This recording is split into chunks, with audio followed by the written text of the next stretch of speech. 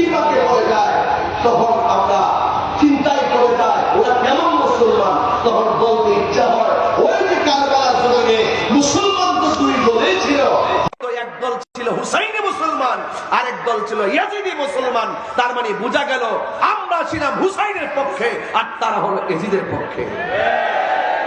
এই ইয়াজিদের নাতির ঘরের পতিরা এখনো সমাজে আছে কিনা বলেন?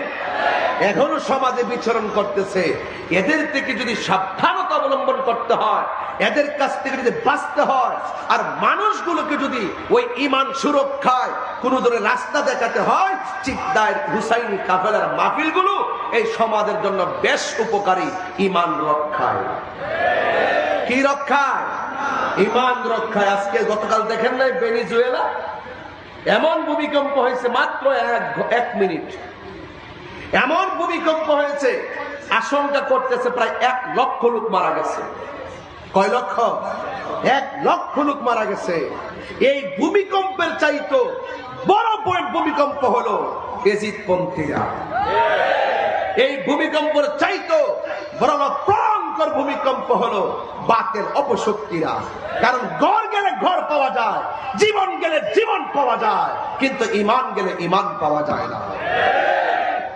ঈমান বিধ্বংসীরা ভূমিকম্পের চাইতে খারাপ, ঈমান বিধ্বংসীরা আইলার চাইতে খারাপ, ঈমান বিধ্বংসীরা নার্গিসের চাইতে খারাপ, ঈমান বিধ্বংসীরা ঘূর্ণিঝড় চাইতে খারাপ। এই জন্য টাকা গেলে টাকা পাওয়া যায়, কিন্তু ঈমান গেলে ঈমান পাওয়া যায়। এদের ঈমান কি ছোট সম্পদ না বড় সম্পদ?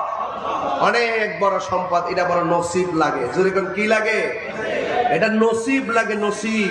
এই জন্য যাদের নসিব ভালো তারা হুসাইনের প্রেমে উদ্ভাসিত হয়েছে, আর নসিব মন্দ ইসলাম পেয়েও তারা প্রকৃত ইসলাম ধারণ করতে পারে না। এই কথা বলে ঠিক কিনা আমার ভাইয়েরা?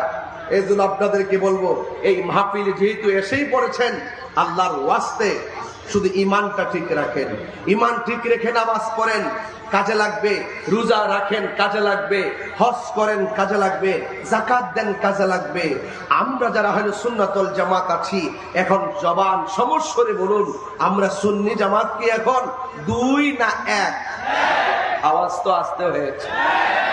আমার পোলাপান গুলো কই, ছেলেগুলো কোথায় দেখি তো? হ্যাঁ, এই যে যুবক ভাইরা, এখন মুরব্বীরা সহকারে হাত তুলেন, একটু বলেন আমরা কি 2 না 1? আরো বড় করে হবে, 2 না 1? পীর মাশায়েখরা কি 2 না 1?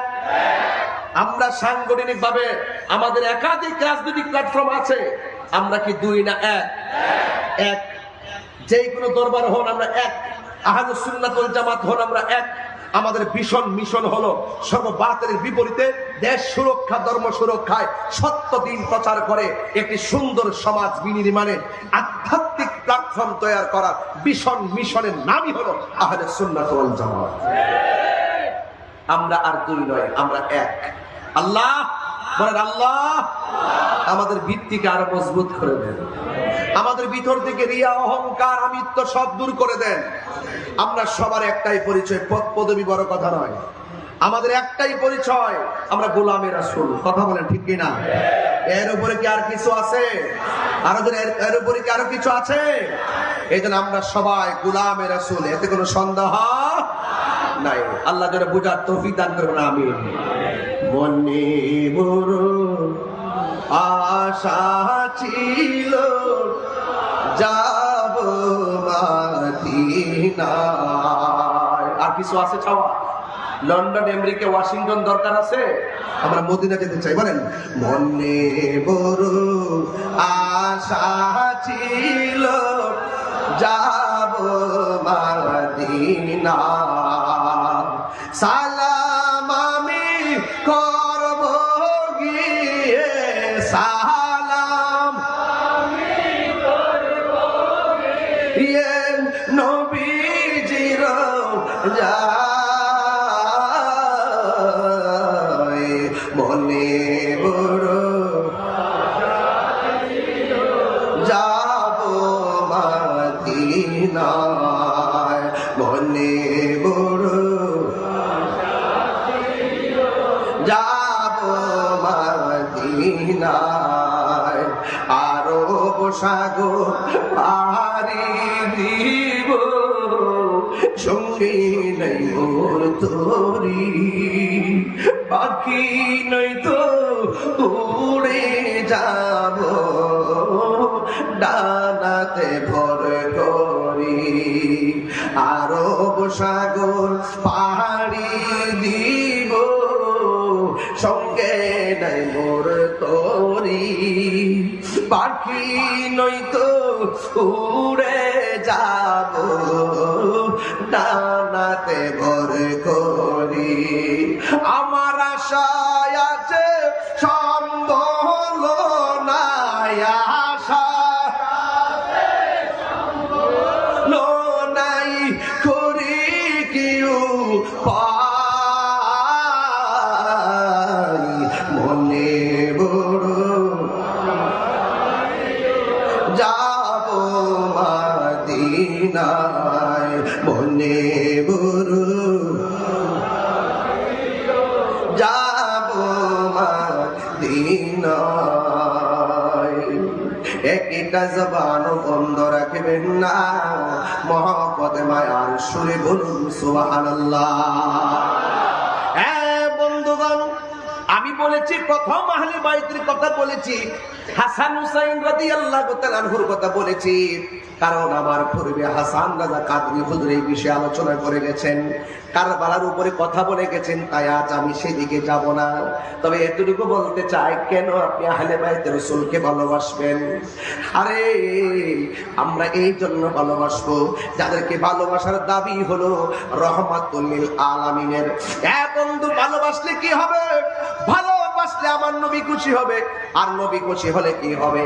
একদিন যখন আপনার সামনে মালাকুল মউত আজরাইল সামনে হাজির হয়ে যাবে, ওই কঠিন মুসিবতে আপনার মরণটা সহজ হবে। কারণ নবী রাজি থাকলে মরণ সহজ হয়, নবী রাজি থাকলে কবর সহজ হয়, নবী রাজি থাকলে হাসর সহজ হয়, নবী রাজি থাকলে মিজানের পাল্লা সহজ হয়, নবী ভালো থাকলে ওই যে হাউজে কাউসার সহজ হয়, নবী রাজি থাকলে ওই যে পুলসিরাতটা পার হইতে সহজ হয়, নবী রাজি থাকলে জান্নাতে তার ঠিকানা হয়। জুড়ে কন্যা সুবহানাল্লাহ। এই জন্য আমার নবীকে রাজি খুশি করে আজকে আমরা চিকদাইরে বসেছি। কারণ কেন জানোনি? কারণ এই দুনিয়া ছেড়ে একদিন চলে যাওয়া লাগবে। ও বন্ধুগণ, আমার আল্লাহ রাব্বুল আলামিন কোরআনের মধ্যে বলে দিয়েছেন, ইন্নাল ইনসানা লাফি খুসর। আল্লাহ রাব্বুল আলামিন বলেন, নিশ্চয়ই পৃথিবীর মানুষ সব ক্ষতিগ্রস্ত, পৃথিবীর সব মানুষ ক্ষতিগ্রস্ত, কিন্তু ইল্লাল্লাযিনা আমানু ওয়া আমিলুস সালিহাত ইন্নাল ইনসানা লাফি খুসর। এই পৃথিবীর মধ্যে যত মানুষ আছে সব মানুষ ক্ষতিগ্রস্ত, কিন্তু যারা ঈমানদার, ইল্লাল্লাযিনা আমানু ওয়া আমিলুস সালিহাতি, যারা ঈমানদার এবং নেক আমল করে তারা কোনোদিন ক্ষতিগ্রস্ত হবে না। ওয়া তাওয়াসাউ বিল হাক্কি, যারা সৎ উপদেশ দেয় তারা কখনো ক্ষতিগ্রস্ত হবে না। ওয়া তাওয়াসাউ বিস সাবরি, যারা ধৈর্যের উপদেশ দেয় তারা কখনো পথভ্রষ্ট হবে না। এই জন্য আল্লাহ রাব্বুল আলামিন কয়, সব মানুষ ক্ষতিগ্রস্ত, শুধুমাত্র ঈমানদার যারা আর যারা নেক আমল করে তারাই আল্লাহর কাছে পুরস্কার পাবে। আল্লাহ রাব্বুল আলামিন কোরআনে বলে দিয়েছেন, ওয়া বাশশিরিল্লাযিনা আমানু ওয়া আমিলুস সালিহাতি আন্না লাহুম জান্নাতিন তাজরি মিন তাহতিহাল আনহার। আল্লাহ রাব্বুল আলামিন কই, জান্নাতের শুভ সংবাদ শুধুমাত্র ওই শ্রেণীর মানুষের জন্য যারা ঈমানদার আর যারা নেক আমল করে, এদের জন্য আমি আল্লাহ রাব্বুল আলামিন জান্নাতের শুভ সংবাদ দিলাম। এই জান্নাতটা কেমন জানোনি? এই জান্নাতের নিচ দিয়া নহরগুলো প্রবাহিত, এই নহর দিকে এত সুন্দর বাতাস আসবে, হিমেল বাতাসকে জান্নাতীরা আনন্দ উপভোগ করবে। এই জন্য এই জায়গায় কয় সব মানুষ ক্ষতিগ্রস্ত, ঈমানদার আর নেক আমলকারী ছাড়া। ওই জায়গায় বলতেছে জান্নাতের শুভ সংবাদ একমাত্র ঈমানদারের জন্য আর যারা নেক আমল করে। এখন ঈমান কারে কয়? আমার নবী আল্লাহর পক্ষ থেকে যা নিয়ে এসেছেন নিরঙ্কুশ ভাবে জেনে মেনে নেওয়ার নামই হলো ঈমান। কথা কোন ঠিক কিনা? রসুলকে যারা পরিমাণ কেউ অস্বীকার করতে পারবে না। এই জন্য আল্লাহ রাব্বুল আলামিন বলে দিয়েছেন ইন্নাহু হুয়া ইউবদি ওয়া ইউঈদ।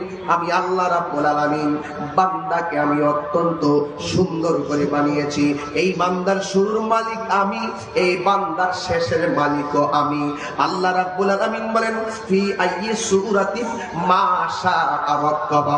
আমি আল্লাহ যেমন করে চেয়েছি আমার বান্দাকে আমি এমন করে বানিয়েছি। এই কথাগুলো আমি সব মাহফিলে কেন বলি?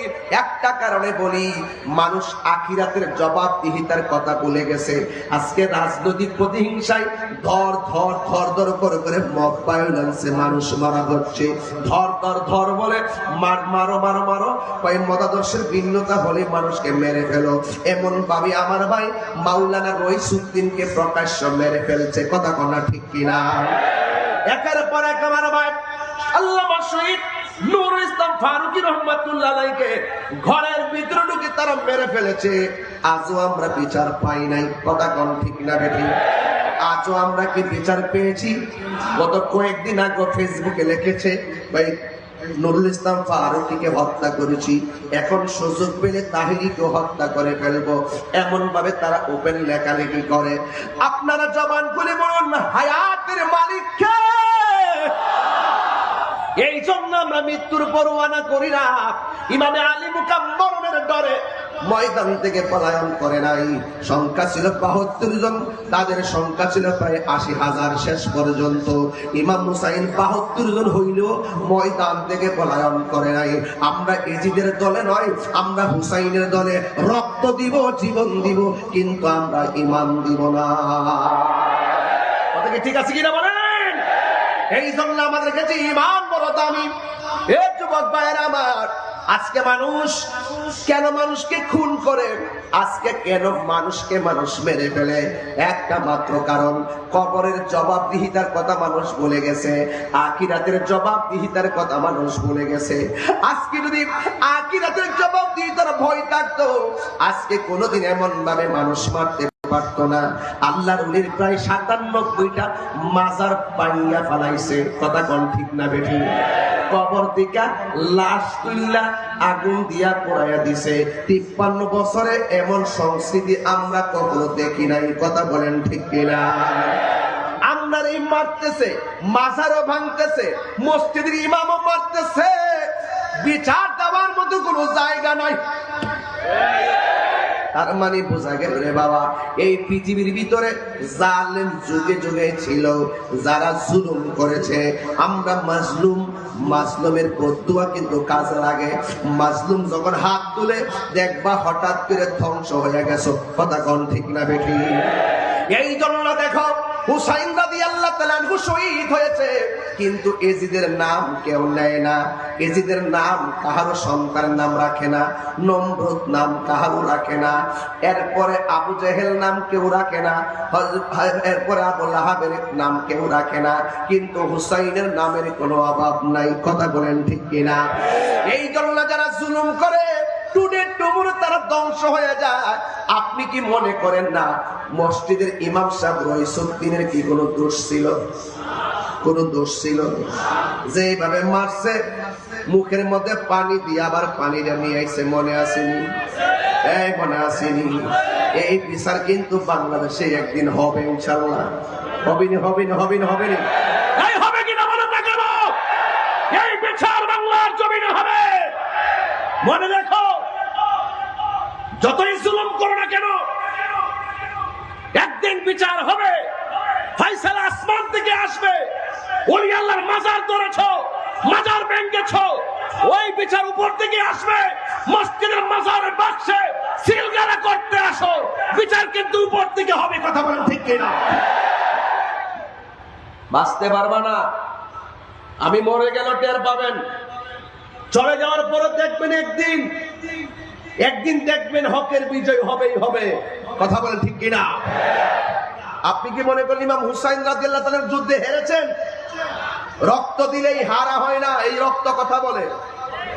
ইসলাম জিন্দা হতা হয় হর কারবালা কে বাদ।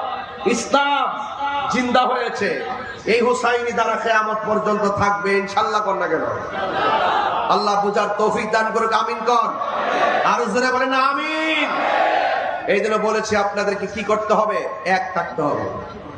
এক না থাকলে বাবা হবে না। এই বাংলাদেশে 65% নয়, প্রায় 70% উপরে সুন্নি মুসলমান। শুধুমাত্র আমরা পিছায় আছি, আমরা ঐক্যবদ্ধ কোনো সিদ্ধান্ত নিতে পারি না। আমরা যদি ঐক্যবদ্ধ কোনো সিদ্ধান্ত নিতে পারতাম, তাহলে এই দেশে কিন্তু আমাদের অনেক সুবিধা হয়ে যেত। তবে আমরা অন্যদের মতন অভদ্র না, আমরা মুনাফিক না। যদি মুনাফিকই করতাম তাইলে অনেক কিছু হওয়া সম্ভব ছিল। কথা বলেন ঠিক কিনা? ইমাম হুসাইন রাদিয়াল্লাহু তাআলা আনহু মুনাফিকদের বিরুদ্ধে যুদ্ধ করছেন, এই জন্য আমরা মুনাফিকদের বিরুদ্ধে যুদ্ধ করি। ঠিক আছে কিনা? এই মুনাফিক আমাদের সাথে সাথে থাকে, সুযোগ পেলে আমাদেরকে শেষ করে ফেলবে, এটা আমরা ভালো করে জানি। এরপর আওয়াজ করে বলুন, আওয়াজ করে বলুন, হায়াতের মালিক কে? আরো বড় বলুন, হায়াতের মালিক কে? জুলুম করবেন না, মানুষকে ঠকাবেন না, মানুষকে ধোঁকা দিবেন না, মানুষের সঙ্গে প্রতারণা করবেন না। একদিন মরণের পর হিসাব দিতে হবে। পুঙ্খানুপুঙ্খানু হিসাব যিনি গ্রহণ করবেন, জবান খুলে বলুন তিনি কে? আরো বড় করে, তিনি কে? হিসাব দিতে হবে। গভীর মনোযোগ। ওই হিসাব দেওয়ার জন্য আহলে সুন্নাত ওয়াল জামাতের মানুষ সদা সচেষ্ট। এই জন্য মুনাফিকি করতে পারে না, কাউকে খুন করতে পারে না, গুম করতে পারে না। ও বন্ধু, যুব সমাজদেরকে আমি প্রাণ ভরে বলে দিয়ে যাই, যুবকরে তোমার মধ্যে হুসাইনি চেতনা লাগবে, হুসাইনি ভালোবাসা লাগবে। একদিন আমরা এই পৃথিবী ছেড়ে চলে যাওয়া লাগবে। ওই জায়গাটার নাম হলো কবর। এই কবর বড় সাংঘাতিক জায়গা। এই জায়গায় তোমার বাবা গেছে আর ফিরে আসে নাই, তোমার মা গেছে আর ফিরে আসে নাই, তোমার দাদা গেছে আর ফিরে আসে নাই, আপনার আত্মীয় স্বজন গেছে আর ফিরে আসে নাই। যেমন আমার বাবা চলে গেছে, 7 বছর হয়ে গেছে, আদৌ ফিরে আসে নাই। ওই কবরে যাওয়া যেহেতু লাগবে, আল্লাহর বিধান মানা লাগবে। আমার নবী, আপনার নবী বলেন, আমি তোমাদের কাছে 2টা জিনিস রেখে যাচ্ছি। এই 2টা জিনিস যদি তোমরা আঁকড়ে ধরে রাখো, কোনোদিন পথভ্রষ্ট হবে না। 1 নম্বর হলো আল্লাহর কালাম, 2 নম্বর হলো আমার আহলে বায়াত। এই 2টা জিনিস যদি তোমরা সুন্দর করে ধরে রাখতে পারো, তাইলে কোনোদিন তোমরা পথভ্রষ্ট হবে না। এখন কথা হলো, এই কোরআনকে মহব্বত করলে কি হবে? কোরআনকে মহব্বত করলে কি হবে শুনে যান। এই কোরআনের ভিতরে 2টা দিক আছে, একটা হলো কল্যাণকর, আরেকটা বলেছেন অকল্যাণকর। কল্যাণকর পথ যদি তুমি গ্রহণ করো, তাইলে তুমি জান্নাতে যেতে পারবা। অকল্যাণের পথে যদি পা বাড়ান, তাই আপনি জাহান্নামের মধ্যে যাবেন। তাই তো আমার আল্লাহ রাব্বুল আলামিন কোরআনে বলে দিয়েছেন, পৃথিবীর মানুষ, আমি তোমাদেরকে বানিয়েছি, তোমরা আমি আল্লাহকে ভয় করো, হাক্কা তুকাতিহি, যথাযথভাবে ভয় করো। তবে সাবধান, ওয়ালা তামুতুন্না ইল্লা ওয়া আনতুম মুসলিমুন, তোমরা মুসলমান না হইয়া মরিও না। তাইলে আমার প্রশ্ন হলো, মুসলমান তো সবাই দাবি করে, মুখের মধ্যে দাড়ি আছে, মাথার মধ্যে আমার মতন ফাকরি আছে, কিন্তু অন্তরের ভিতরে মুনাফিক আছে। এই জন্য নিফাক বিল ইতিকাদ দূর করা লাগবে, আর আমার আল্লাহর ইবাদত করা লাগবে। আল্লাহ রাব্বুল আলামিন বলে দিয়েছেন, লাকাদ খালাকনাল ইনসানা ফি আহসানি তাকওয়িম, অবশ্যই অবশ্যই আমি আল্লাহ রাব্বুল আলামিন তোমাদেরকে অবয়ব সুন্দর নমুনায় সৃষ্টি করেছি। কাইফা তাকফুরুনা বিল্লাহি ওয়া কুনতুম আমওয়াতান ফাআহইয়াকুম সুম্মা ইউমীতুকুম সুম্মা ইউহয়ীকুম সুম্মা ইলাইহি তুরজাউন। তোমরা কিভাবে আমি আল্লাহকে অস্বীকার করছো? তোমরা ছিলে মুর্দা, তোমরা ছিলে নিষ্প্রাণ, আমি আল্লাহ তোমাদেরকে জীবন দিয়েছি। তোমাদেরকে জীবন দেওয়ার পরে যত পজিশন আছে সব আমি আল্লাহ তোমাদেরকে দান করেছি। কেউ এমপি হয়েছে, কেউ মন্ত্রী হয়েছে, কেউ ওসি সাহেব হয়েছে, কেউ ডিসি সাহেব হয়েছে, কেউ মেম্বার হয়েছে, কেউ চেয়ারম্যান হয়েছে, কেউ বক্তা হয়েছে, কেউ প্রিন্সিপাল মহোদয় হয়েছে। জীবন পাওয়ার পরে কেউ টিনার ঘরের মালিক হয়েছে, জীবন পাওয়ার পরে কেউ বিল্ডিং ঘরের মালিক হয়েছে। এই জন্য আমি আপনাদের খেদমতে আরজ করে দিয়ে যায়, একদিন আপনার সামনে আমার সামনে হয়তো কোটি টাকা ব্যাংকে থাকবে, এই চিকদাইরের জমিনে ঘরের দরজার সামনে যখন আজরাইল দাঁড়িয়ে যাবে, তখন জিজ্ঞাসা করবেন, আজরাইল কেন তুমি আমার সামনে আসলা? আজরাইল বলবে, তোমার আয়ু শেষ হয়ে গেছে, কিছুক্ষণের ভিতরেই তোমার ভিতর থেকে রূহটা বের করে নিয়ে যাব। আজরাইল যখন দাঁড়িয়ে যাবে, ব্যাংকের টাকার কথা মনে থাকবে না, কথা বলেন ঠিক কিনা? আজরাইল যখন দাঁড়িয়ে যাবে, সংসদের অধিবেশনের কথা আর মনে থাকবে না। আজরাইল যখন দাঁড়িয়ে যাবে, তখন মা বাবা সন্তান সন্ততির কথা মনে থাকবে না। আল্লাহ বলেন, তোমরা ছিলে নিষ্প্রাণ, আমি আল্লাহ তোমাদেরকে জীবন দিয়েছি, এরপরে তুমি দুনিয়াতে অনেক কিছু দায়ী হয়েছো, আমি আল্লাহ সব কিছু তোমাকে দান করে দিয়েছি। এরপরে তোমার সময় যখন শেষ হয়ে যাবে, যখন আজরাইল তোমার সামনে দাঁড়িয়ে যাবে, তখন তোমার আর দুনিয়াদারি কাজ হবে না, আমি আল্লাহ তোমাকে নিয়ে যাব, একটা থাবা মেরে সব মালিকানা শেষ করে দিব। ওই থাবার নাম হইল মৃত্যু। এই মৃত্যু নামক থাবার মাধ্যমে তোমার বক্তাগিরি শেষ হয়ে যাবে, তোমার মালিকানাগিরি শেষ হয়ে যাবে। এই জন্য যুবক অনুরোধ করে বলে দিয়ে যায়, এখন জীবন যখন শেষ হয়ে যাবে, আপনি আমি কোথায় যাব? আল্লাহ রাব্বুল আলামিন বলেন, সুম্মা ইলাইহি তুরজাউন, অতঃপর তুমি আমি আল্লাহর দিকে ফিরে আসবে। আল্লাহর দিকে যেহেতু ফিরে যেতে হবে, কোন মুখ নিয়ে আমার আল্লাহর সামনে দাঁড়াবেন? আল্লাহ যদি ডাক দিয়ে বলে, আমার বন্ধু নবীরে তুমি ভালোবাসছিলাম, আপনি যদি মুখ দিয়া বলেন ভালোবাসছিলাম, রেকর্ড কিন্তু আল্লাহর কাছে আছে। যদি বলে নামাজ পড়ছিলাম, যদি বলেন আমি পড়ছি, রেকর্ড কিন্তু আল্লাহর কাছে আছে।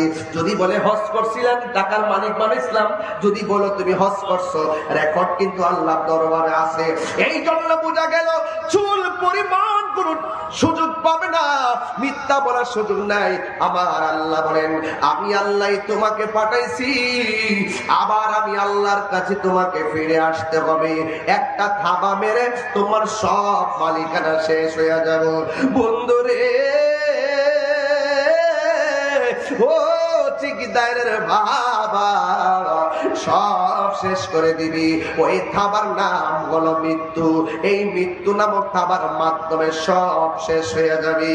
এই জন্য তোমরা মনে করতেছো আসল নায়রের বাড়ি বুঝি আপনার বাড়ি, আসল নায়রের বাড়ি তোমার বাড়ি না। আসল নায়র বাড়ি হলো অন্ধকার কবর, অনন্ত অসীম প্রেমময় তুমি, বিচার দিনের স্বামী। ওই জায়গায় কিন্তু আমার মহান আল্লাহ রয়েছেন। এই জন্য আসল বাড়ি এই পৃথিবীর কোনো ঘর নয়, আসল বাড়ি হলো অন্ধকার কবর। এই কবর বড় সাংঘাতিক জায়গা। আমার নবী আপনার নবী বলেন, আমি যখন মেরাজে গিয়েছি, মেরাজে যাওয়ার পর আল্লাহ আমাকে অনেক আযাব দেখাইছি, আল্লাহ আমাকে অনেক গজব দেখাইছি। আমি দেখলাম অনেক কষ্ট, আমি দেখেছি অনেক কষ্ট। কষ্টের ভিতরে সব চাইতে বড় কষ্ট হলো কবরের আযাব, কবরের আযাব। এই জন্য কবরের আযাব এত কঠিন। আল্লাহর হাবিব বলেন, কবর কাহার জন্য জান্নাতের বাগান, আবার কবর কাহার জন্য জাহান্নামের গর্ত। আমার সামনে একজন, দুইজন, তিনজন, চারজন, পাঁচজন, ছয়জন, এই দিক দিয়ে এক বাই বাদে 6 জন মানুষ আমার সামনে বসা। এই 6 জনের মুখের মধ্যে দাড়ি দেখলাম, দাড়িগুলো সাদা হয়ে গেছে। আমি যদি জিজ্ঞাসা করি, বাবা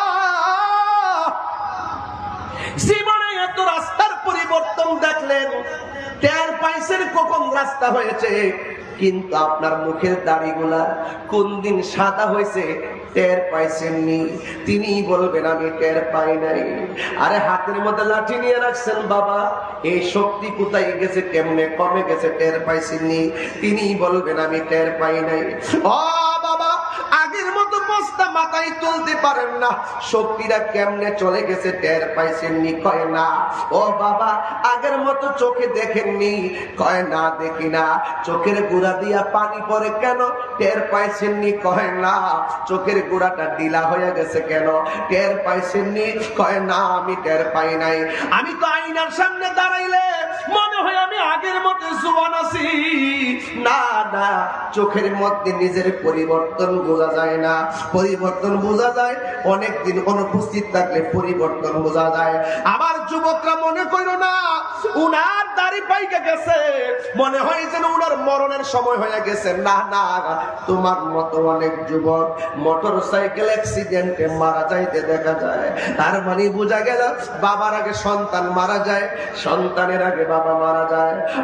মুরব্বী, চোখের পানি চল চল করে, আগের মতো বুঝে চোখে দেখেন না, নিজের বউ পর্যন্ত বুঝে না আসলে চোখটা ঢিলা হয়েছে কেন।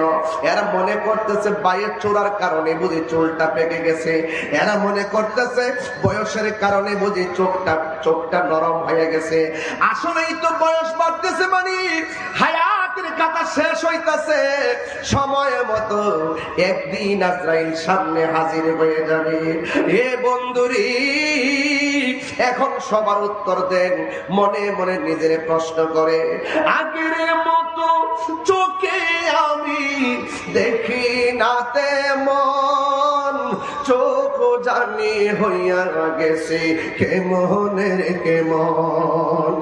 আগের মতো চোখে আমি দেখি না তেমন, চোখ জানি হইয়া গেছে কেমনের কেমন। কেউ বুঝে না চোখে আমার কি হয়েছে, বলো কেউ বুঝে না চোখে আমার কি হয়েছে। আমি বলি আমার মরার চিঠি এসেছে, বলুন আমি বলি আমার মরার চিঠি এসেছে। কথা আমি দেখি না তেমন, চোখ জানি হইয়া গেছে কেমনের কেমন। আগের মতো চোখে আমি দেখি না তেমন, চোখ জানি হইয়া গেছে কেমনের কেমন। কেউ বোঝে না চোখে আমার কি হয়েছে, বলো কেউ বোঝে না চোখে আমার কি হয়েছে। আমি বলি আমার মরার চিঠি এসেছে, বলো আমি বলি আমার মরার চিঠি এসেছে। যদি আমি চিটাগাঙ্গের ভাষায় কথা বলি, নায়রি নায়র হইল শেষ, এবার চলো নিজের দেশ। নায়রি নায়র হইল শেষ, এবার চলো নিজের দেশ। তোমার জীবন খাতায় লেখা আছে, জীবন খাতায় লেখা আছে স্বামীর দেশ, এবার চলো নিজের দেশ। নায়রি নায়র হইল শেষ, এবার চলো নিজের দেশ। কি ভাষায় ওয়াজ বুঝাবো? আমার বাড়ি ব্রাহ্মণবাড়িয়া, আপনাদের থানায় আমার ব্রাহ্মণবাড়ির ওসি মহোদয় ছিল, এখন আছে কিনা আমি জানি না। আমার ব্রাহ্মণবাড়িয়ার আমার ভাইয়া ছিল। আবার এখানে আমার দেশের অনেক কনস্টেবল ভাইরা আছেন এখানে। আমার ভাষা বুঝেন কিনা আমি জানি না, তবে যে কথাটা গাইলাম কষ্ট হয়েছে বুঝতে আপনাদের। নায়রি নায়র হইল শেষ, এবার চলো নিজের দেশ। নায়রি নায়র হইল শেষ, এবার চলো নিজের দেশ। তোমার জীবন খাতায় লেখা আছে, জীবন খাতায় লেখা আছে স্বামীর দেশ, এবার চলো নিজের দেশ। নায়রি নায়র হইল শেষ, এবার চলো নিজের দেশ। চিকদাইরের পাশের জনের পাশ অপেক্ষা করতেছে। এই কথা বলেন ঠিক কিনা বলুন? চিকদাইরের কাপড়ের কাপড় অপেক্ষা করতেছে। কিন্তু মনে রাখবেন বাস পচার আগে লাশ পচে যাবে। এত সুন্দর শরীর, এত সুন্দর শরীর, এত সুন্দর যত্ন, বাস পচার আগে লাশ পচে যাবে।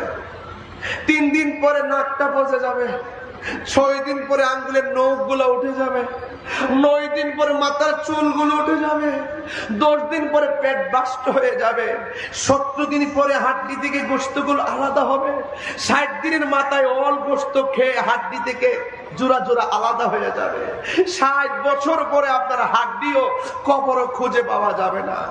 এত অহংকার কিসের? লা তামশি ফিল আরদি মারাহা, জমিনে অহংকার করে চলা যাবে না। ইন্নাল্লাহা লা ইউহিব্বুল মুতাকাব্বিরিন। আরে বাবা, বাস পচার আগে লাশ পচে যায়, এমন কাজ করুন যেন লাশের গায়ে মাটির আঁচড় না পড়ে। কি কথা বুঝেন নাই? কথা কি বুঝে আসে নাই? বোঝার চেষ্টা করবেন কোথায় আজকে ওয়াজ করতেছি। বিদায় বেলায় বলে দিয়ে যাব শাহাদাতের কথা, কিন্তু এখন একটু দেহতত্ত্বের আলোচনা করি। কোথায় ছিলাম, কোথায় আসলাম, কোথায় যাব, এই তিনটার ঘাট নিয়ে যারা অনভিজ্ঞ তারা কখনো রবকে চিনতে পারে নাই। কথা বলেন ঠিক না বেঠিক? আমরা রবকে চিনতে হবে। চিনার দরকার আছে না নাই? আরো বড় করে চিনার দরকার আছে না নাই? আল্লাহ, ও গো আল্লাহ, ক্ষমা করে দাও, মাফ করে দাও। একটু হাত তুললে খুশি হইতাম। আল্লাহ, ও গো আল্লাহ, ক্ষমা করে দাও, মাফ করে দাও, ক্ষমা করে দাও, মাফ করে দাও। যতদিনে জীবন বিনা বাজিবে, যতদিনে জীবন বিনা বাজিবে, সুপথে চালাও, মাফ করে দাও, সুপথে চালাও, মাফ করে দাও। আল্লাহ, অনেকের আওয়াজ হয় নাই। আল্লাহ, ক্ষমা করে দাও, মাফ করে দাও। বললেন ক্ষমা করে দাও, মাফ করে দাও।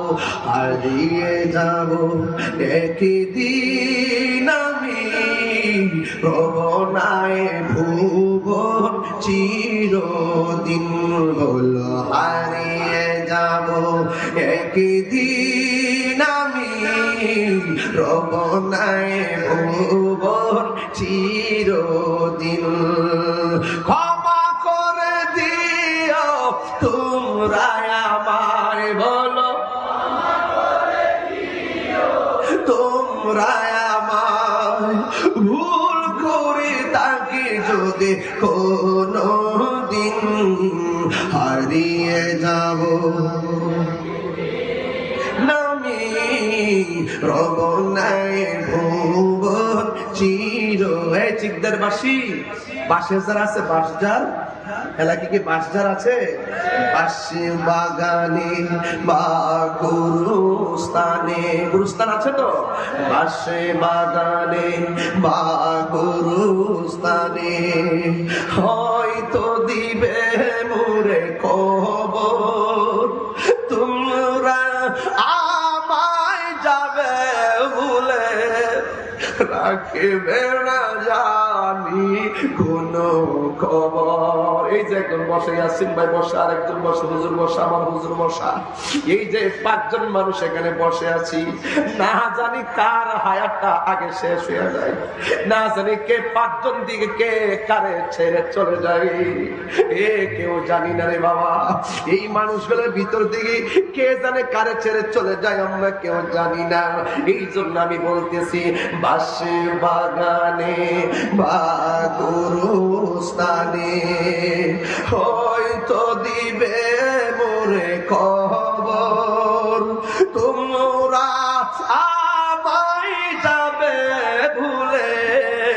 রাখবে না জানি কোন খবর, বাসি বাগানে বা গোরস্থানে হয়তো দিবে মোরে খবর। তোমরা আমায় যাবে ভুলে, রাখবে না জানি কোন খবর। পড়বে কি মনে আমার কথা, ফেলবে কি অস্ত্র কোন দিন, হারিয়ে যাব একদিন আমি রব নাই চিরদিন। বলো হারিয়ে যাব একদিন আমি রব নাই চিরদিন। ক্ষমা করে দিও তোমরা আমার, বলো ক্ষমা করে দিও তোমরা আমার, ভুল করে থাকি যদি কোনো দিন, হারিয়ে যাব একদিন আমি রব নাই চিরদিন। হারিয়ে যাব একদিন আমি রব নাই চিরদিন। অনেক আলোচকের আলোচনা মাটির বসে শুনেছি, অনেক উলামায়ে কেরামের বয়ান মাটিতে বসে শুনেছি।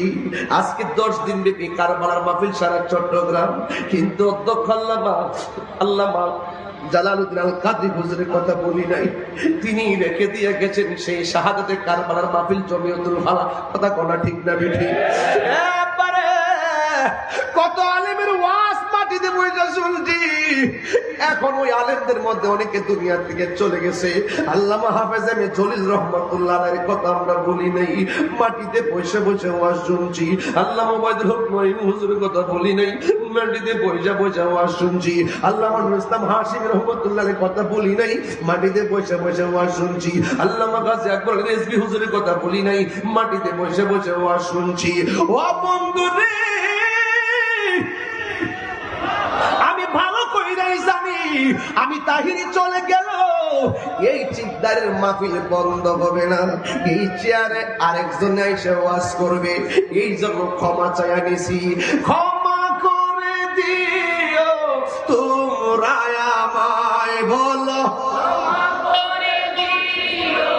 তোমরা আমায়, ভুল করে থাকি যদি কোনো দিন, হারিয়ে যাব একদিন আমি রব নাই চিরদিন।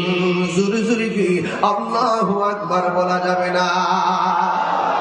ওই কবরে আমার নবী বলেন, কবর কাহার জন্য জান্নাতের বাগান, আবার কবর কাহার জন্য জাহান্নামের গর্ত।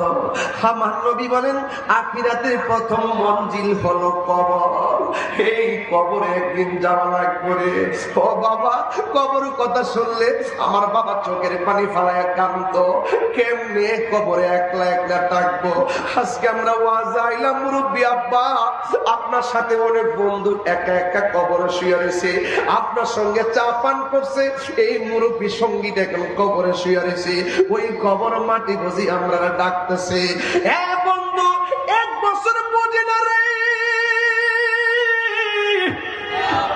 2 বছর বুঝি না, জনম জনম বৃষ্টি তুফান পানি, ওই কবরের ভিতরে একলা একলা পয়রা থাকবো। সুখে কিনা দুঃখে আছে কেউ জানে না। তাই তো আমার আল্লাহ রাব্বুল আলামিন বলছেন, ওয়ামা ইয়াস্তাবিল আহিয়া ওয়ালাল আমওয়াত।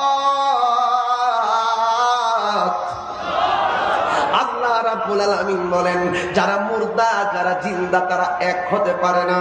ইন্নাল্লাহ ইউসমিউ মাইয়াশা, আল্লাহ যারা ইচ্ছা করে কবরের আযাব দেখার ক্ষমতা দান করে।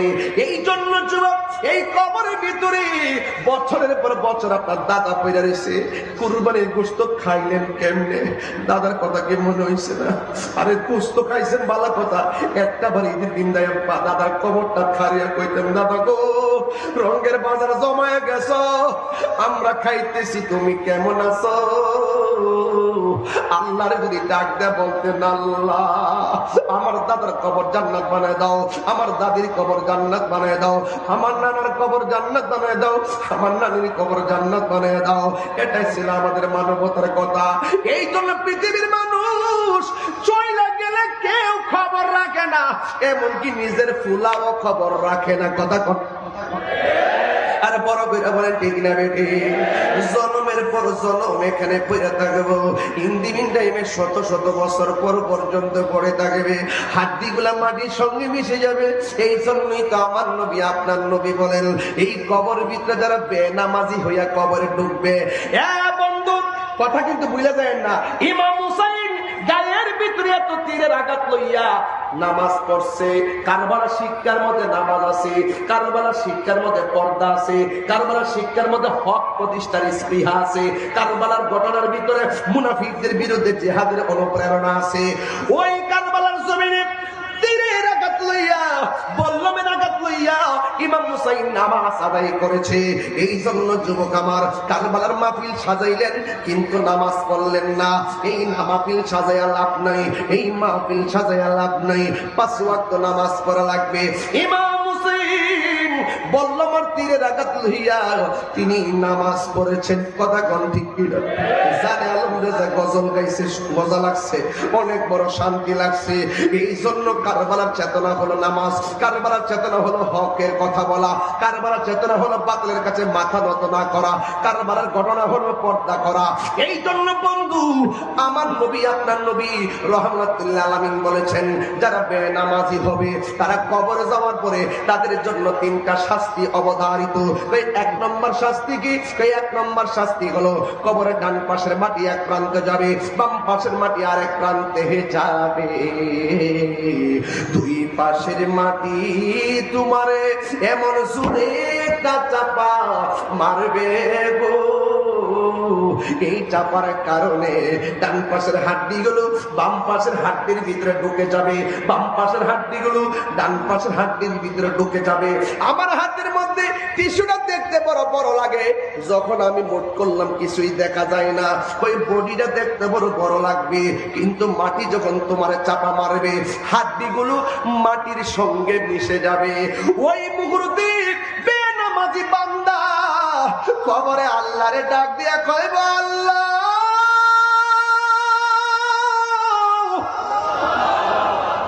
ও আল্লাহ, বেনামাজি হইয়া কবরে আসলে যদি এত আযাব হইতো, দুনিয়াতে কোনদিন নামাজ ছাড়তাম না।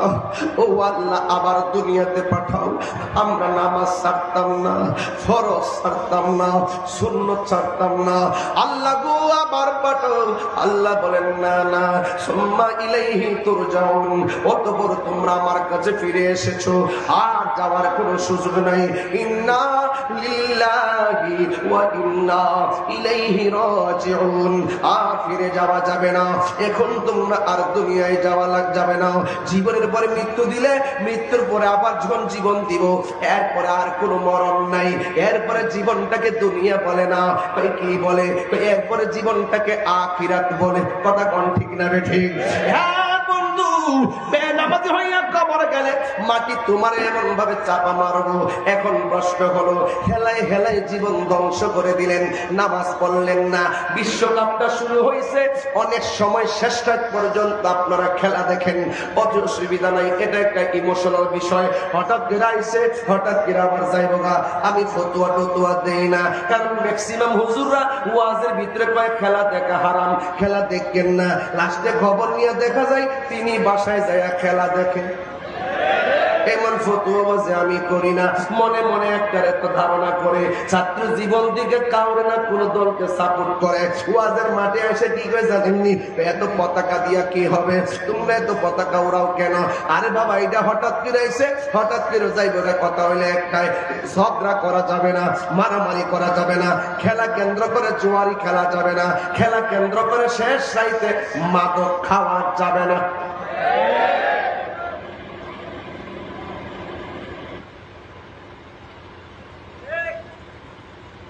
আপনাদের কি কষ্ট হইতেছে?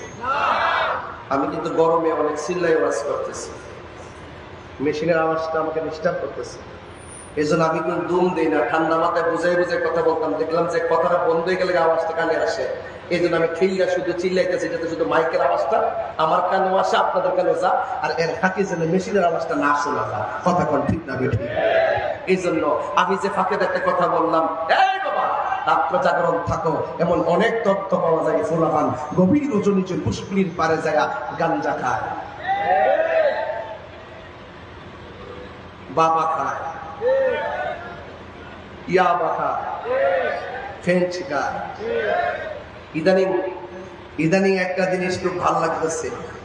এতদিন দেখছি সেনাবাহিনী ধীরে ধীরে বাড়ি দিয়া দিয়া ড্যান্স দেওয়া, এখন দেখতেছি পুলিশও গাঞ্জুকটারে ধীরে ধীরে ড্যান্স দেওয়াইতেছে।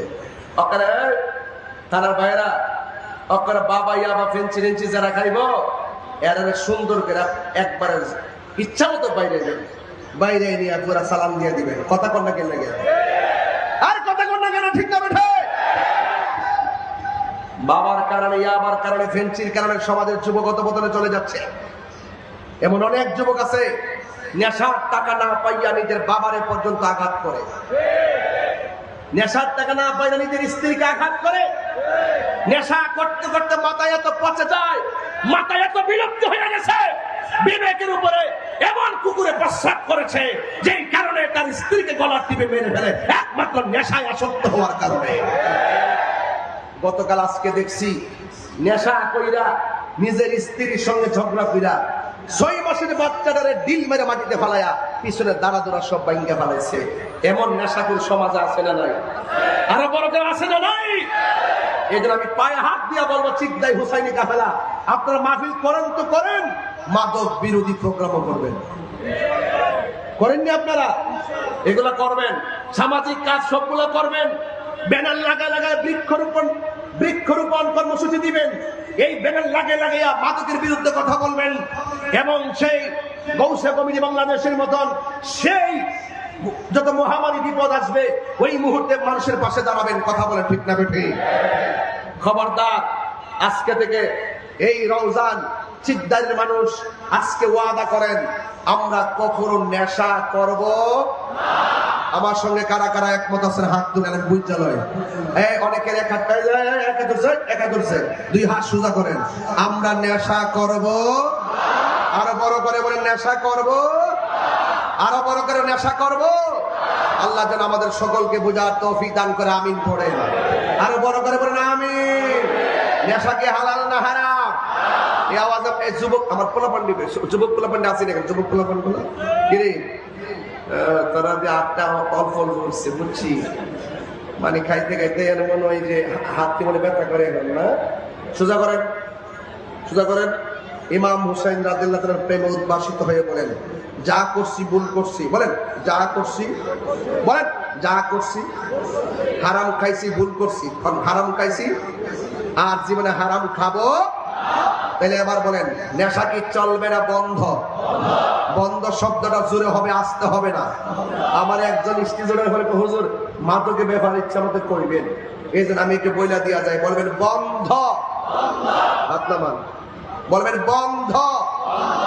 বাবা এত বাবা বাবা বলে বন্ধ না করবে, খাইছো খাইছো, বলেন বন্ধ।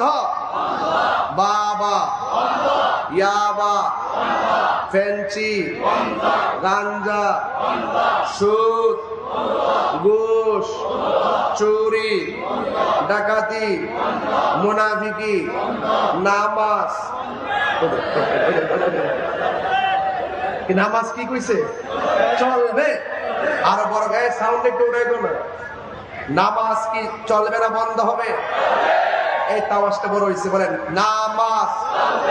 এই সুন্দর, নামাজ, রোজা, হজ, যাকাত, ইবাদত, মোহব্বত, সোহবত, খেদমত, মিলাদ, কিয়াম, দরুদ, সালাম, মাজার জিয়ারত। কি কইছে? বাংলাদেশের অনেকে মাজার জিয়ারত করাকে পূজার সঙ্গে তুলনা করে। আসেনি এমন মৌলবী?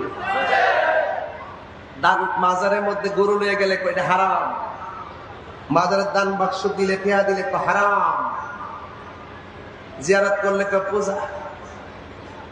এই লজ্জাস্কর ব্যক্তিগুলো আবার মাজারের দান বাক্সের টাকা খাইবার লাগে পাগল। যারা সারা জীবন বলছে মাজারে যাওয়া হারাম, বেদাত, মান্নত করা হারাম, দান করা হারাম, মাজারে দান না করে মাদ্রাসায় দেন, এইগুলা কইতো। এখন ওরাই আবার চলে বলে কৌশলে মাজারের টাকা খাইবার লাগে ষড়যন্ত্র শুরু করছে। দান বাক্সের টাকা বড় আরাম লাগে, আর মাজার যাও ভাঙবার লাগে। মাজার যখন ভাঙ্গে তখন তোমরা কোথায় থাকো? মাজার ভাঙচুরের সময় চুপ থাকো, আর মাজারের দান বাক্সের টাকা খাওয়ার জন্য পাগল হয়ে গেছো। তোমাদের মতো নির্লজ্জ বেহায়া এই দুনিয়াতে আর কেউ নাই। কথা বল ঠিক না?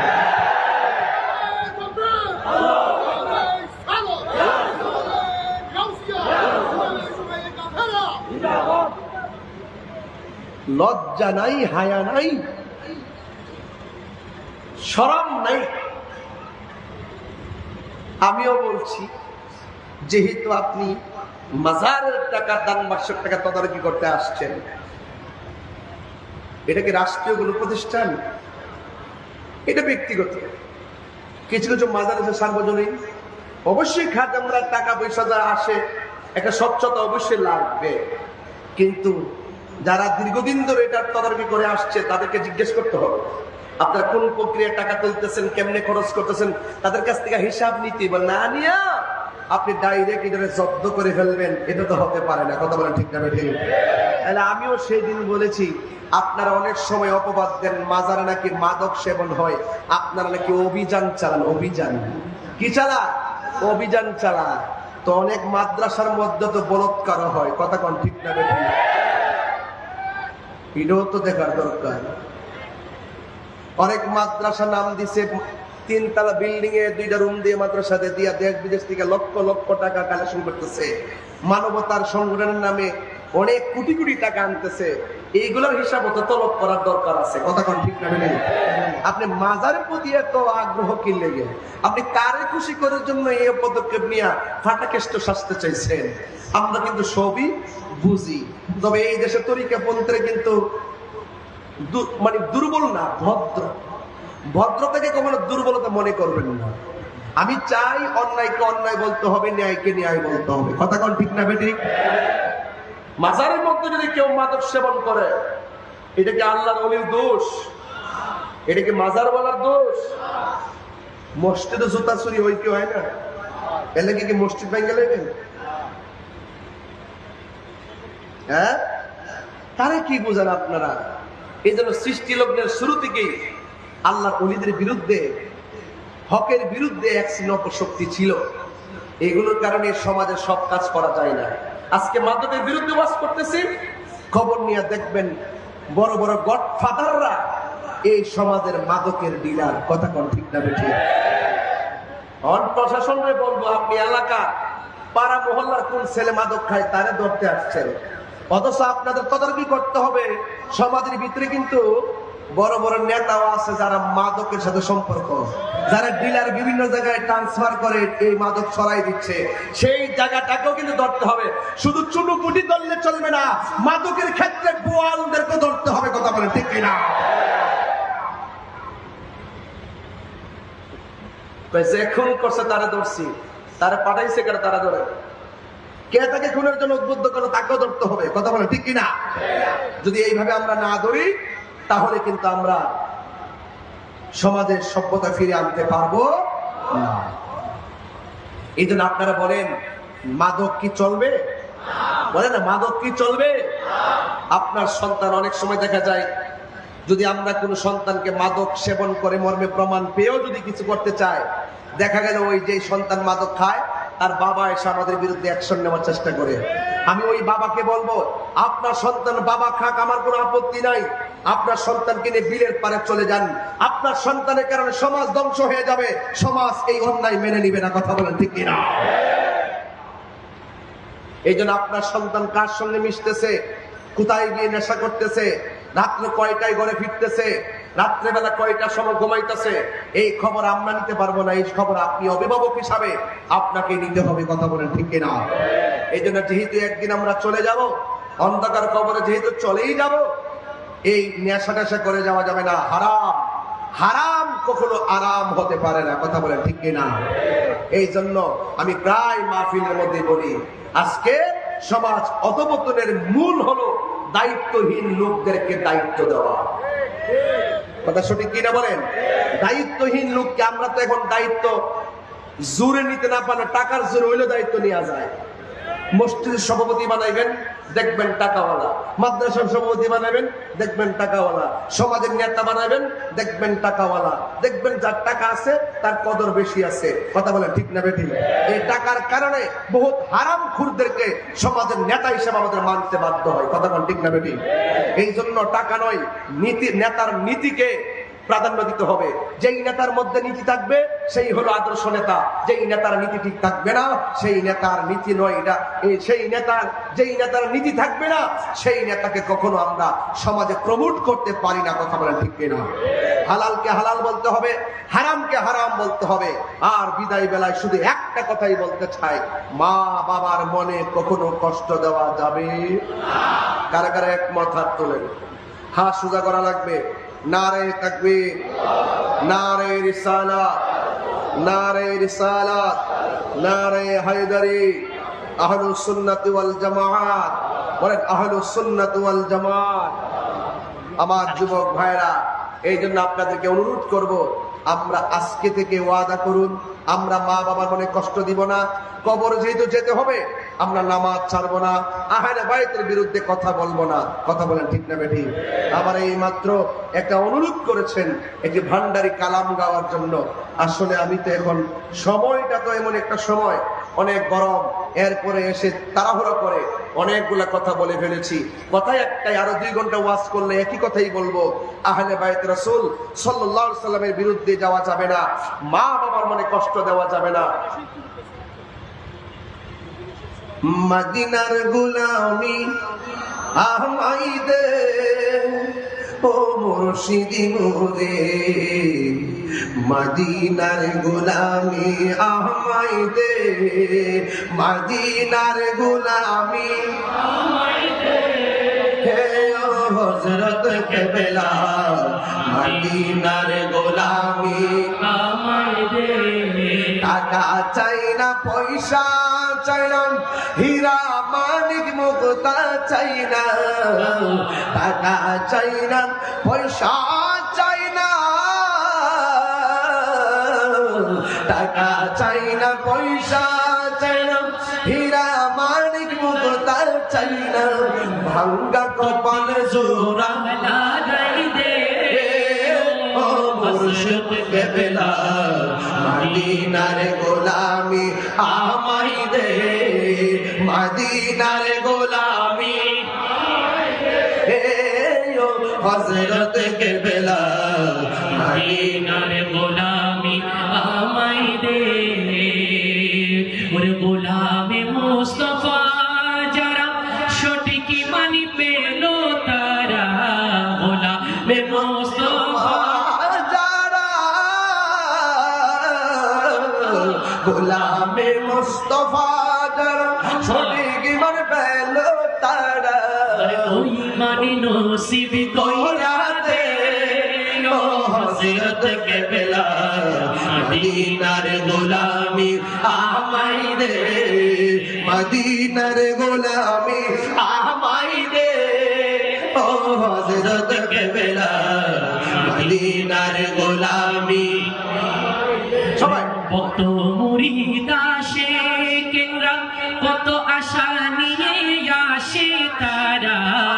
ভক্ত মরি আশিক নিরা কত আশা নিয়ে আসে তারা আরে সবার আশা পূরণ কইরা দে ও হযরত কেবলা মদিনার গোলামি আমায় দে মদিনার গোলামি আমায় দে ও হযরত কেবলা মদিনার গোলামি আমায় দে কান্দায় না ও ভান্ডারি শুনবেন আপনারা মুর্শিদি গাইলে কি ভালো লাগে আজকে তো বিষয়টা ধরেছিলাম মানবিক একটু সাউন্ডটা করলে একটু তুলতে পারবে মারহাবা বলে কান্দায় না ও ভান্ডারি বুকে নেওয়া মাই কান্দায় না ও ভান্ডারি কিছু চাই না শুধু মাত্র তোমায় আমি চাই কিছু চাই না শুধু মাত্র তোমায় আমি চাই কান্দায় না ও ভান্ডারি বুকে নাও আমায় কান্দায় না ও ভান্ডারি বুকে নাও আমায় কিছু চাই না শুধু মাত্র তোমায় আমি চাই কিছু চাই না শুধু মাত্র তোমায় আমি চাই তুমি যদি আমার হও দেব উপহার দয়াল জীবনটাই আমার জীবনটাই আমার তুমি যদি আমার হও দেব উপহার দয়াল জীবনটাই আমার দয়াল জীবনটাই আমার তুমি বললে চলে যাব তুমি বললে চলে যাব সেটাই না সেটাই কিছু চাই না শুধু মাত্র তোমায় আমি চাই কিছু চাই না শুধু মাত্র তোমায় আমি চাই কান্দায় না ও ভান্ডারি কান্দায় না ও ভান্ডারি বুকে নাও আমায় কিছু চাই না শুধু মাত্র তোমায় আমি চাই কিছু চাই না শুধু মাত্র তোমায় আমি চাই সকলে বলি আলহামদুলিল্লাহ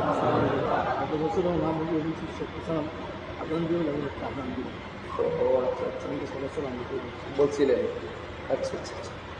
গত বছর উনি আমার বলছিলেন আজান দেওয়ার জন্য আমি কি গত বছর আজান দিয়েছিলাম তো আবার এবার বললেন আবার দিতে হবে।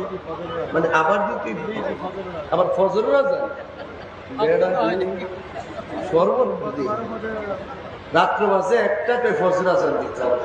এলাকার মানুষের ঘুম ভেঙে গেলে কি জবাব দিব বলেন আল্লাহু আকবার জোরে বলেন আচ্ছা ঠিক আছে এক পাগলা বলতেছেন মুঝে কুফাওয়ালা বলার জন্য কষ্ট হবে আপনাদের মুঝে কুফাওয়ালা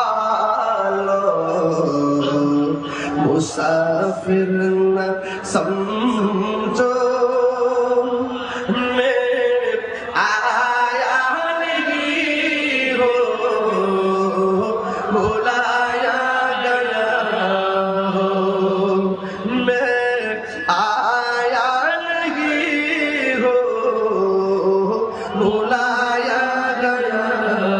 সবাই বলতে হবে মুঝে কুফাওয়ালো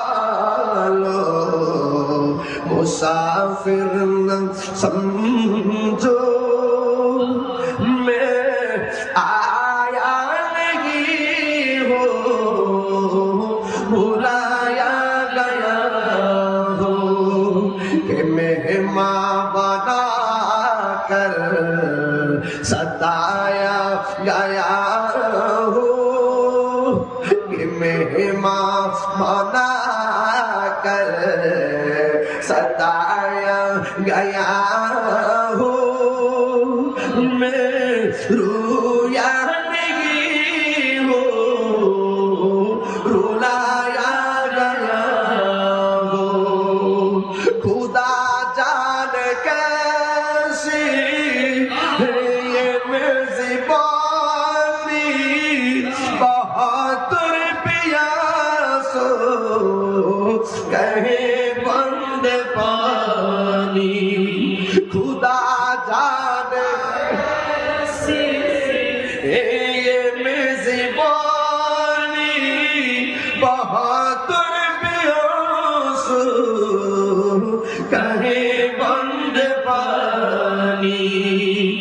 मुकद्दर में है हौज़ कौसर का पीना मैं प्यासा नहीं हूँ पिलाया गया हूँ मैं प्यासा नहीं हूँ पिलाया गया हूँ सबाई मुझे को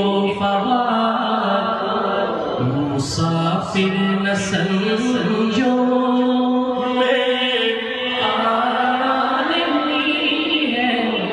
बुलाया गया झुका था जो सरवारगाहे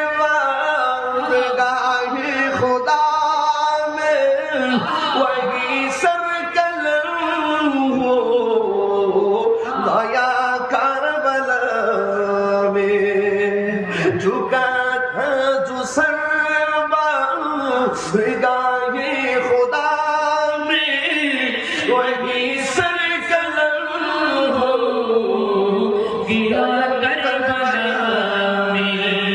शहादत की मंजिल को पाया है मैंने शहादत की मंजिल को पाया है मैंने मैं मुर्दा नहीं हूँ जिलाया गया हूँ এবার শুনি আপনাদের আওয়াজটা মুঝে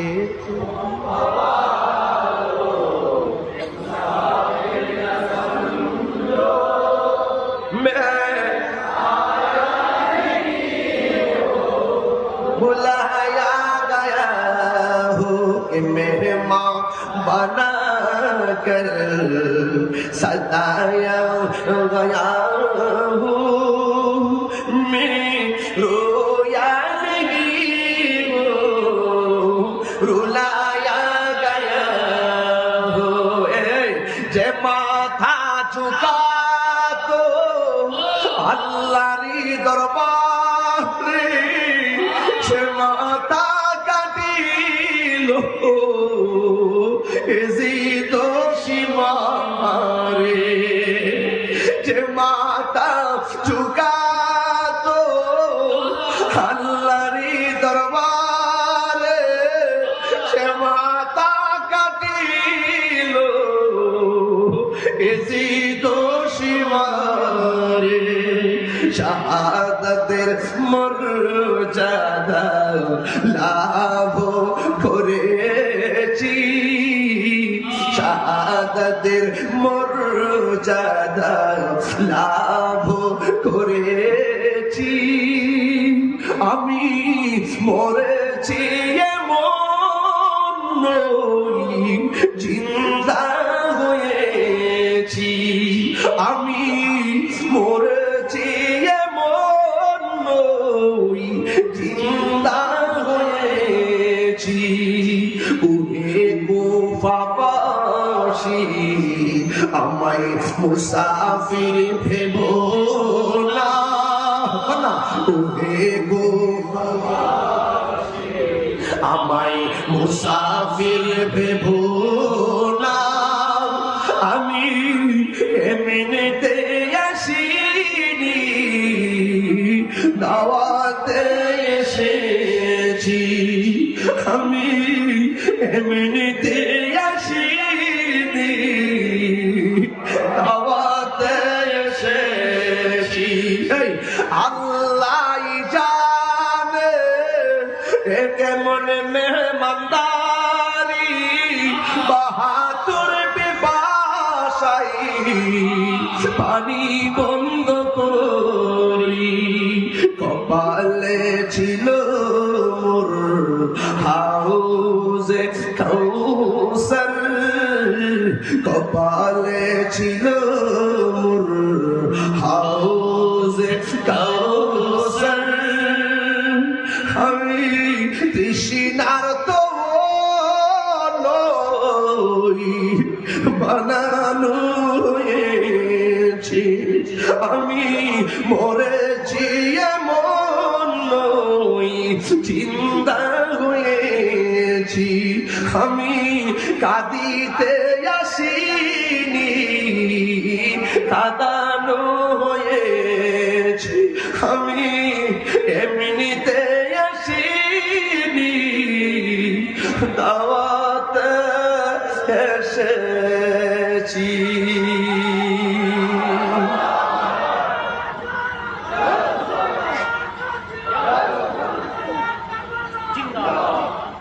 হে হুসাইন নবীজি আওলাদ সালাম জানাই, মুরাদ তোমায় সালাম জানাই, মুরাদ।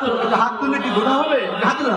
হে হুসাইন নবীজি আওলাদ সালাম জানাই, মুরাদ তোমায় সালাম জানাই, মুরাদ তোমায়। জানি না কেমন করে ছিলেন নবী সোনার মদিনায়, জানি না কেমন করে ছিলেন নবী সোনার মদিনায়। যে সময় হুসাইনের দল, হুসাইনের দলে তলোয়ার চালায়, হুসাইন নবীজির আওলাদ সালাম জানায়, মুরাদ তোমায়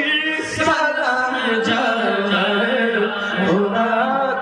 জামাতের হাত বুলিয়ে ঘুম পাড়াতেন আম্মা ফাতেমা, যে মাতায় হাত বুলিয়ে ঘুম পাড়াতেন আম্মা ফাতেমা, যে মাতায় হাত বুলিয়ে ঘুম পাড়াতেন আম্মা ফাতেমা। কিভাবে সেই মাতাকে ছিল তারা তীরের আগায়, হুসাইন নবীজির আওলাদ সালাম জানায়, মুরাদ তোমায় সালাম জানায়, মুরাদ তোমায়। জানি না কেমন করে ছিলেন নবী সোনার মদিনায়, জানি না কেমন করে ছিলেন নবী সোনার মদিনায়। যে সময় হুসাইনের গলায় এজিদের দল তলোয়ার চালায়, হুসাইন নবীজির আওলাদ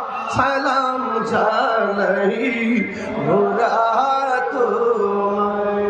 যে মাথায় যে গলায় চুমুকেতে খোদার কাবে নবী মুস্তাফায়, যে গলায় চুমুকেতে আল্লাহর হাবিব নবী মুস্তাফায়, যে গলায় চুমুকেতে আল্লাহর হাবিব নবী মুস্তাফায়, যে গলায় চুমুকেতে আল্লাহর হাবিব নবী মুস্তাফায়। কিভাবে সেই গলেতে এজিদের দল তলোয়ার চালায়, হুসাইন নবীজির আওলাদ সালাম জানাই, মুরাদ তোমায় সালাম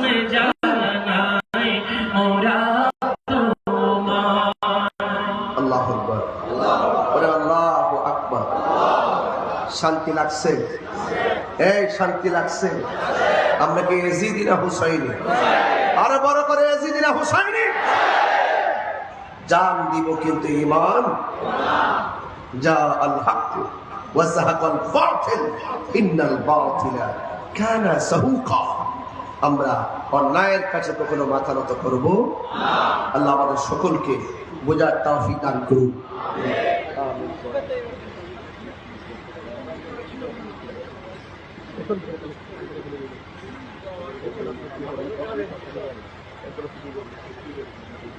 আগে বলতে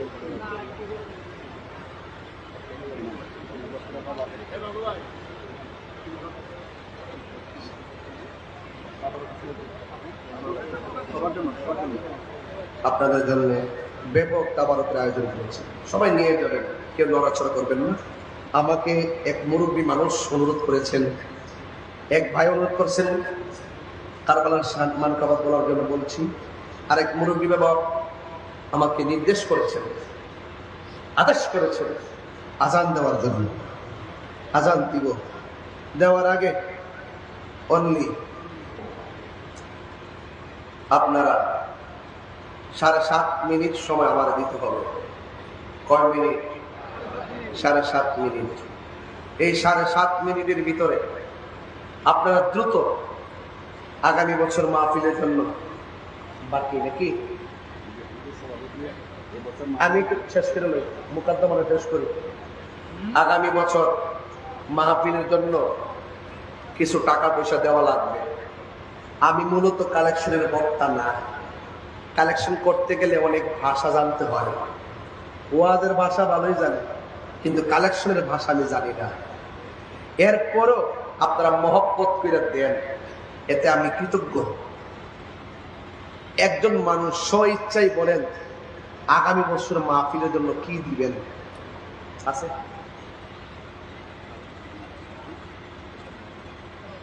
একজন লোক হাত তুলে বলেন হুজুর আগামী বছর মাহফিলের জন্য, আচ্ছা এটা টোটাল কত টাকা খরচ হয়?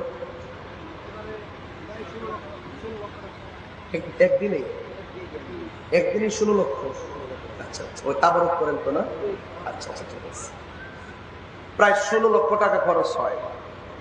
16 লক্ষ টাকা তো আমি এখন তোলা সম্ভব না, তবে যদি আপনারা দেন কোনো ব্যাপার না, দুটোই না। একজন লোক হাত তুললে বলেন হুজুর আগামী বছর এই মাহফিলের জন্য আমি 1 লক্ষ টাকা দেব। এমন একটা প্রেমিক দেখতে চাই, আহলে বাইত রাসূল সাল্লাল্লাহু আলাইহি সাল্লামের প্রেমের প্রেমিক দেখতে চাই, যিনি 1 লক্ষ টাকা দিবেন। কে দিবেন? এই গতবার কি টাকা তুলছিলাম, কত উঠছিল?